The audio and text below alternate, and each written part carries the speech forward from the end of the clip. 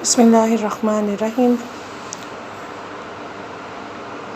Please like share and subscribe my channel.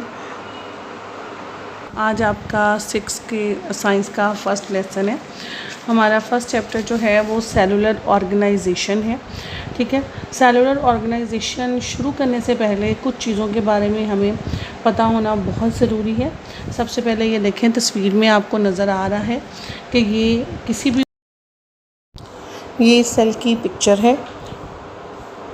Body का cell है और सेल से बहुत सारे सेल मिलके आपस में टिश्यूज़ क्रिएट करते हैं। ये टिश्यूज़ की पिक्चर है जिसमें डिफरेंट टाइप ऑफ टिश्यूज़ दिखाए गए हैं। और जब टिश्यूज़ का एक बंडल बन जाता है तो वो ऑर्गन को डेवलप करते हैं। ये डिफरेंट हमारी बॉडी के ऑर्गन्स दिखाए गए हैं। ठीक है, और आगे आपको जो है वो डिफरेंट टाइप्स ऑफ ऑर्गन मिलके जो ऑर्गन सिस्टम बनाते हैं वो दिखाए।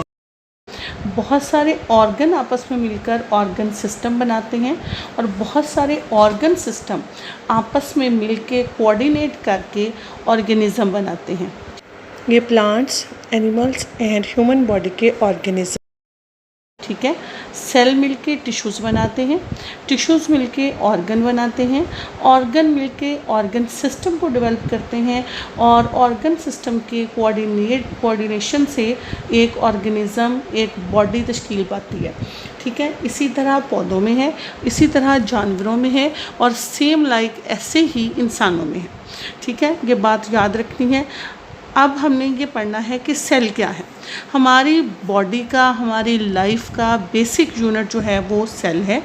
ठीक है, और अगर ऑर्गेनाइजेशन ऑफ सिमिलर सेल, जब एक जैसे सेल्स इकट्ठे हो जाते हैं तो वो टिश्यूज़ बन जाते हैं। ऑर्गन क्या है? Grouping of related tissues. एक ही किस्म के टिश्यूज़ का जब ग्रुप क्रिएट हो जाता है तो वो ऑर्गन बन जाता है। और coordination of different organs to complete the task. अगर किसी काम को कंप्लीट करने के लिए जो ऑर्गन्स आपस में एक दूसरे की मदद करते हैं उसको ऑर्गन सिस्टम बनाते हैं। ऑर्गेनिज्म क्या है? Association of different organ system. Different organ system को आपस में एसोसिएट कर दिया जाए, मिला दिया जाए तो वो ऑर्गेनिज्म बन जाता है। ठीक है, इसके अलावा हम पौधों की बात कर लें तो उसमें सबसे पहले आ जाती है epidermis, outer covering of organs in plant. ये प्लांट्स की एपिडर्मिस लेयर है जो बिल्कुल बाहर की। Outer covering of organs in plant, plants की सबसे बाहर वाली स्किन जो होती है उसको हम एपिडर्मिस कहते हैं। माइटोकॉन्ड्रिया, ये माइटोकॉन्ड्रिया सेल की पिक्चर है, जो internal picture. Cell, organ cells related to produce energy from food. ऐसे सेल्स जो कि फूड से एनर्जी प्रोड्यूस करने में किसी भी ऑर्गन सेल्स की हेल्प करते हैं वो माइटोकॉन्ड्रिया हैं। क्लोरोप्लास्ट, ये क्लोरोप्लास्ट का इंटरनल स्ट्रक्चर है जो आपको दिखाया। क्लोरोप्लास्ट क्या है? सेल ऑर्गन सेल्स हैं विच store light energy in the form of food. और ये जो है किसी भी पौधे को खुराक बनाने में हेल्प करते हैं। और पौधों के पत्तों का जो ग्रीन कलर का रंग होता है वो क्लोरोप्लास्ट की वजह से होता है और ये ग्रीन कलर पौधों की हेल्प करता है उनको फूड बनाने में। ठीक है, एक जाइलम क्या है? ये जाइलम एंड फ्लोइंग ट्यूब्स है जिसमें आपको तरसील दिखाई जा रही है कि पानी कैसे नीचे से ऊपर जा रहा है और खुराक कैसे नीचे से। Plant tissues which conduct waters from roots to leaves.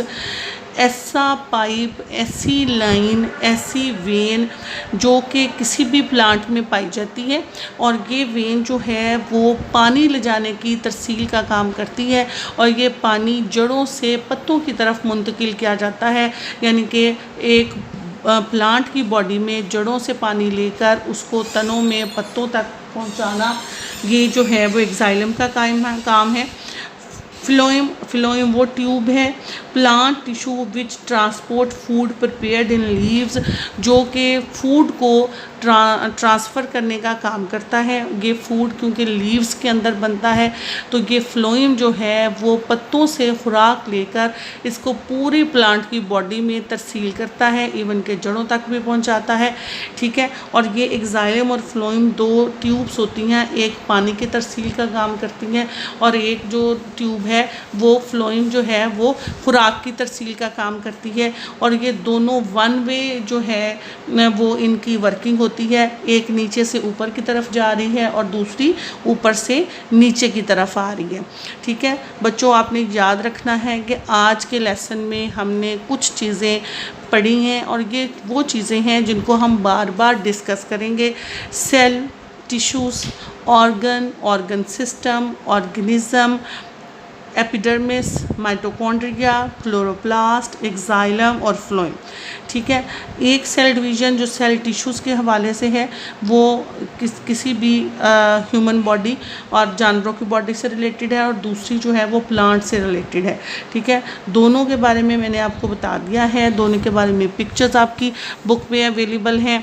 इनकी आपने डेफिनेशंस याद रखनी है ताकि जब कभी भी हम सेल का नाम लें तो आपको पता हो कि हम किसके बारे में बात कर रहे हैं। ठीक है बच्चों, उम्मीद है आपको ये लेसन पसंद आया होगा और आपने जो है अगर आपको लेसन पसंद आया है तो लाइक का बटन ज़रूर दबाइएगा और अगर आपको किसी किस्म की कोई भी इंफॉर्मेशन चाहिए तो आप कमेंट्स बॉक्स में पूछ सकती हैं। शुक्रिया, अल्लाह हाफ़िज़।